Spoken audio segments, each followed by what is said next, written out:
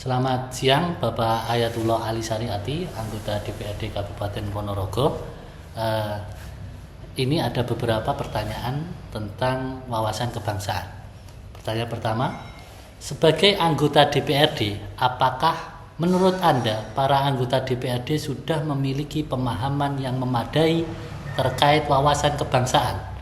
Apabila belum, langkah apa yang harus dilakukan?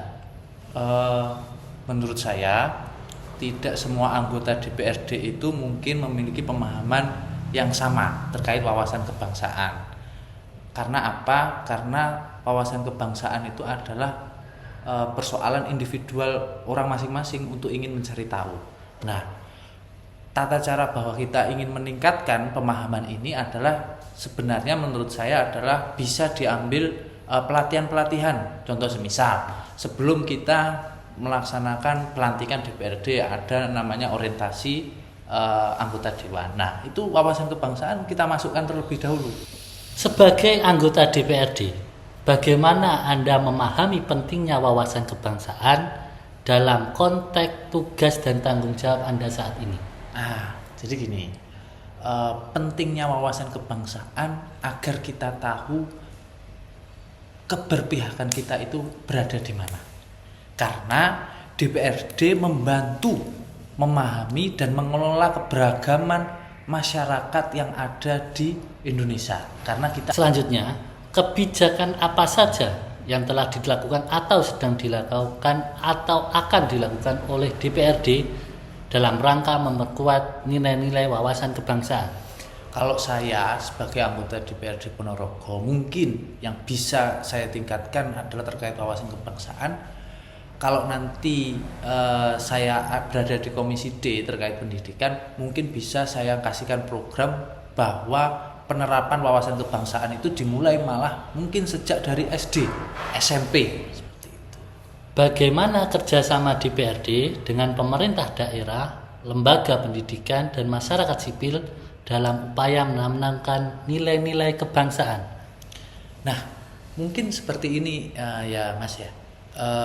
Penyusunan program-program bersama antara DPR dengan pemerintah daerah atau dengan lembaga pendidikan ini kita harus duduk bersama. Agar apa? Sekolah atau kolaborasi dalam acara-acara sosial dan budaya ini ada nilai-nilai kebangsaannya. Jadi semua program hari ini tidak hanya sebatas bahwasanya pemerintah untuk mengumpulkan masyarakat kita dangdutan atau apa. Nah, ini kurang menurut saya. Akhirnya apa? Wawasan kebangsaan masyarakat ini tidak mencerdaskan masyarakat Indonesia. Jadi yang perlu kita tekankan adalah untuk menambah wawasan kebangsaan ini, ya kita perlu forum-forum itu lebih banyak. Kita harus hadir di tengah-tengah lingkungan masyarakat. Contoh misal di lingkungan paling terkecil lingkup paling terkecil adalah RT. Terima kasih atas waktunya. Itu wawancara yang dapat saya sampaikan dengan Bapak Ayatullah Ali Sariati, anggota DPRD Kabupaten Ponorogo. Cukup sekian. Assalamualaikum. Saya sekarang akan mewawancarai salah satu tokoh agama berkenaan dengan tugas wawasan kebangsaan. Sebelumnya boleh diperkenalkan nama Bapak? Nama saya Lataif Ghazali. Pekerjaan sekarang? Pekerjaan saya pengajar di universitas. Langsung saja ya Pak, untuk pertanyaan pertama, bagaimana agama dapat memperkuat wawasan kebangsaan di masyarakat yang beragam? Agama, khususnya agama Islam, itu diturunkan oleh Allah sebagai rahmat lil alamin, sebagai rahmat untuk sekalian yang ada di alam ini. Artinya bahwa agama ini tidak ingin mengotak-otakkan orang, tidak ingin membeda-bedakan orang satu dengan yang lain, karena dia adalah rahmat untuk semua. Maka karena dia rahmat untuk semua, maka agama ini bisa diterapkan di mana saja dalam kondisi bagaimana, zaman berapa, di wilayah apa. Maka dengan kelebihan ini, dalam satu pelaksanaannya, Islam ini menghormati yang lain, agama.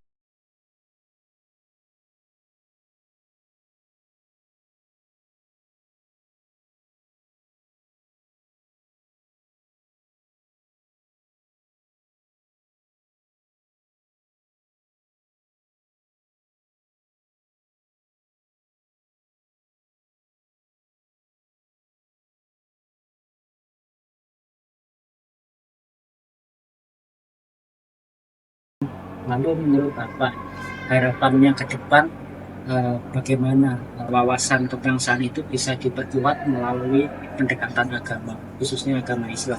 Ya, hidup berbangsa itu berarti harus siap menerima perbedaan.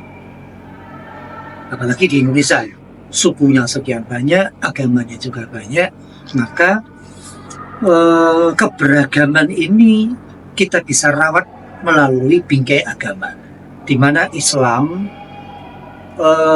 juga menghargai orang yang berbeda agama.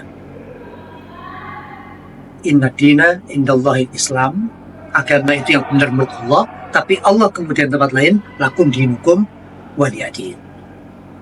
Ketika orang itu berbeda, macam-macam latar belakang suku dan lain sebagainya, Islam memberikan pendekatan bahwa yang paling baik itu adalah yang bertakwa.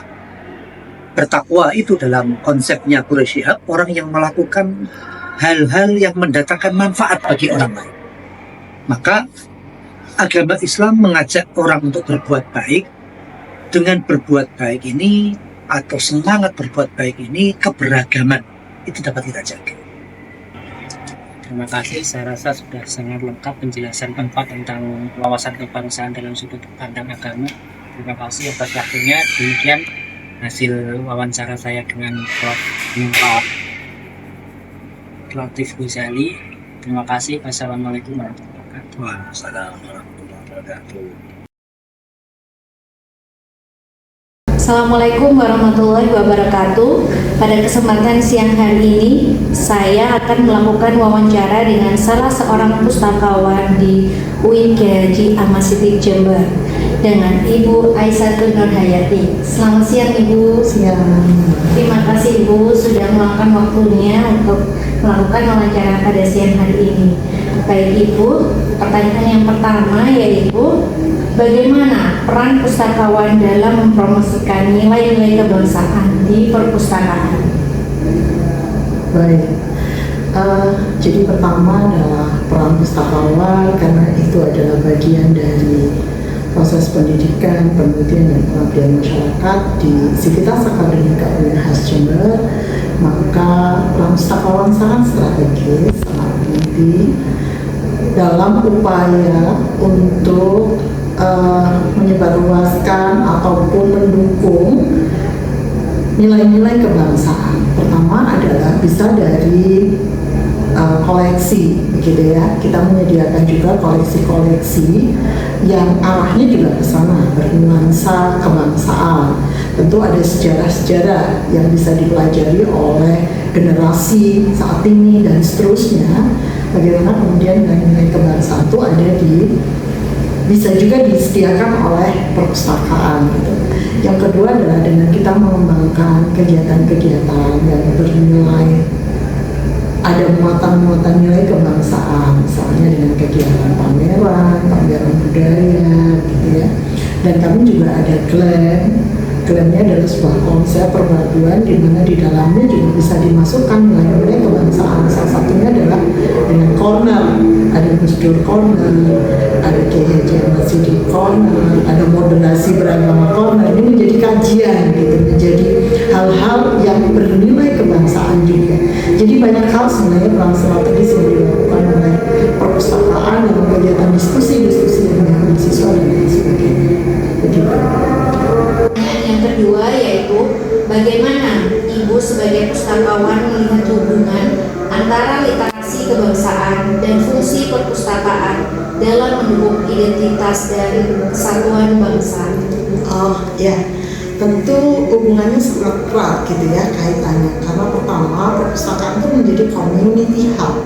Jadi dia adalah penghubung antar komunitas. Jadi komunitas apapun yang ada di perpustakaan itu seharusnya bisa ditumbuhkan nilai-nilai kebangsaannya. Makanya dari awal saya sampaikan tadi bahwa di sini mungkin akan ada golongan Gus Dur gitu ya, yang akan banyak beraktivitas.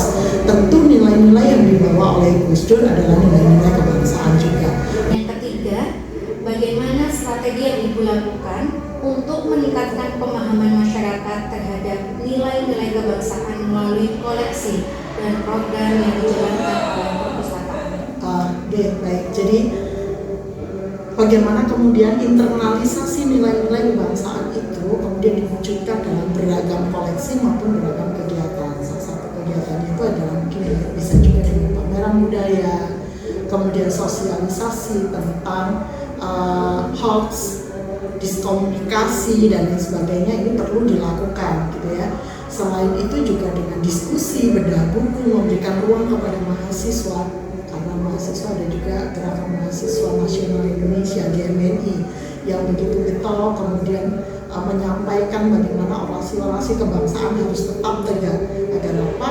Agar Indonesia tidak tenggelam. Jadi kegiatan-kegiatan seperti itu dipersilahkan siapapun mahasiswa yang mau menggunakannya untuk dilaksanakan di perpustakaan, karena fungsi perpustakaan adalah sebagai community hub, penghubung antar komunitas. Gitu. Demikianlah perbincangan kita hari ini mengenai wawasan kebangsaan dan bela negara bersama para narasumber yang sangat luar biasa, baik dari bidang pendidikan, tokoh agama, dan pejabat publik. Dari diskusi tadi, kita memahami bahwa wawasan kebangsaan merupakan fondasi penting dalam menjaga keutuhan dan persatuan bangsa. Bela negara bukan hanya tugas militer, tetapi tanggung jawab kita semua, dari pendidikan hingga masyarakat luas. Seperti yang telah disampaikan para narasumber, kita bisa berperan melalui pendidikan karakter, penguatan nilai-nilai moral, serta menjunjung tinggi persatuan dan toleransi.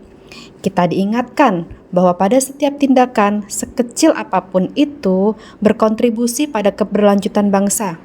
Mari kita terus menanamkan semangat cinta tanah air dan membela negara sesuai kapasitas kita masing-masing, mulai dari lingkungan terdekat hingga ke skala yang lebih luas. Terima kasih telah mendengarkan. Tetap semangat menjaga persatuan dan terus berkontribusi bagi Indonesia. Sampai jumpa di tugas selanjutnya untuk Latsar CPNS 2024.